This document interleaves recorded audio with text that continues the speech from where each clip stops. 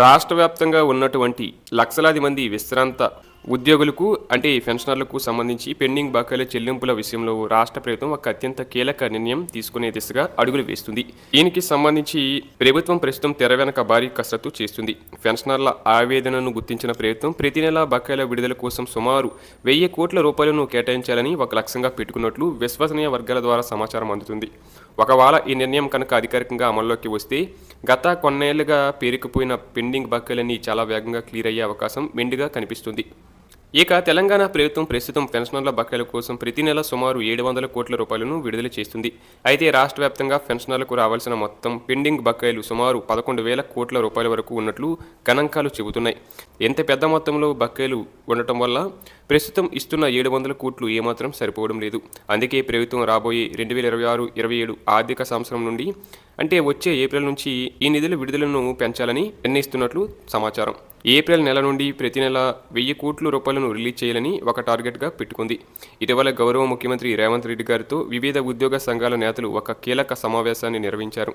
సెక్రటరియట్లో జరిగిన ఈ సమావేశంలో పెన్షనర్ల బకాయిల అంశం ప్రధానంగా ప్రస్తావనకు వచ్చినట్లు తెలుస్తుంది.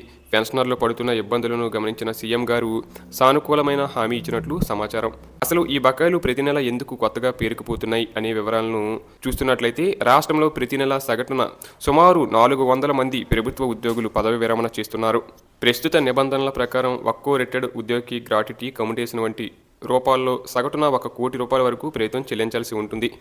దీని ప్రకారం చూస్తే కొత్తగా రిటైర్డ్ అయ్యేవారి కోసం ప్రతి నెల సుమారు 300 కోట్ల రూపాయలు అదనపు భారం ప్రభుత్వంపై పడుతుంది.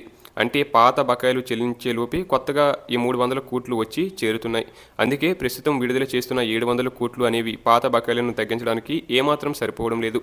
దీనివల్ల బకాయిలు కొండ అలాగే పేరుకుపోతుంది. ఈ పరిస్థితిని చక్కదిద్దడానికి ప్రభుత్వం ఇప్పుడు ఒక భారీ యాక్షన్ ప్లాన్ సిద్ధం చేస్తున్నట్లు తెలుస్తుంది.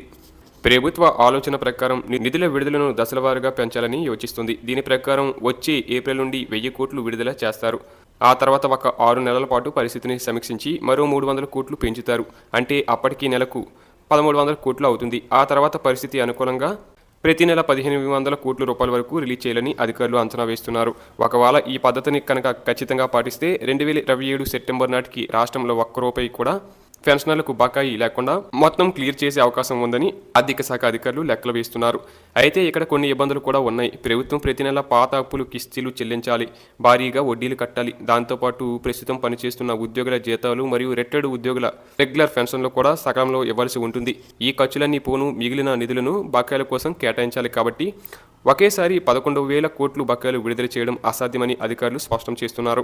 ఏది ఏమైనప్పటికీ పెన్షనర్లలో ఉన్న తీవ్ర అసంతృప్తిని ప్రభుత్వం గుర్తించింది. తమ జీవితమంతా కష్టపడి పనిచేసిన వారికి రిటైర్మెంట్ బెనిఫిట్స్ సకాలంలో అందకపోవడం వల్ల వారు పడుతున్న ఇబ్బందులను దృష్టిలో ఉంచుకొని సాధ్యమైనంత త్వరగా ఈ బకాయిల సమస్యకు చెక్ పెట్టాలని లక్ష్యంగా పెట్టుకుంది. ముఖ్యమంత్రి గారి ఆదేశాల మేరకు ఆర్థిక శాఖ ఈ కొత్త రోడ్ మ్యాప్ను అమలు చేయడానికి సిద్ధమవుతుంది.